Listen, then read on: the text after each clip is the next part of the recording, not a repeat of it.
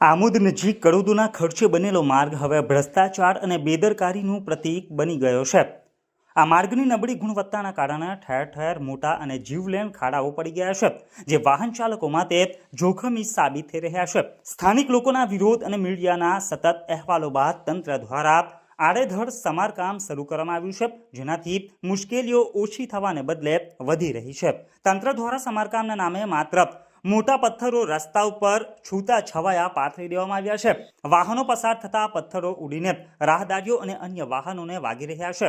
આસપાસ શાળા, મદ્રસા અને આરોગ્ય કેન્દ્ર પણ આવેલા હોવાથી બાળકો અને દર્દીઓની સલામતી પણ જોખમમાં મુકાઈ ગઈ છે। તાજેતરમાં જ એક ટ્રકનું ટાયર આ પથ્થરોને કારણે ફાટી ગયું હતું, જે તંત્રની બેદરકારીનો જીવતો જાગતો પુરાવો છે। આ માર્ગના નિર્માણ પાછળ કરોડો રૂપિયાનો ખર્ચ થયો હોવા છતાં તેની નબળી ગુણવત્તા સ્પષ્ટપણે ભ્રષ્ટાચાર સૂચવે છે।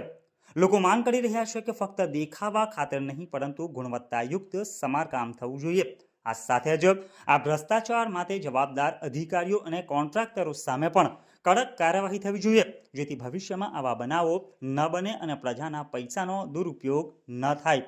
જો તંત્ર આ બાબતે કોઈ નક્કર પગલાં નહીં ભરે તો લોકોના રોષનો સામનો કરવો પડશે।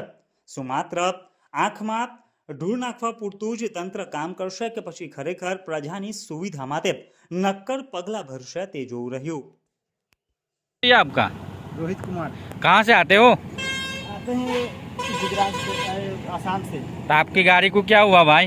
इतना बड़ा पत्थर, रास्ता खराब है, इधर से आने में इस पर गाड़ी जा रहा है उड़ के।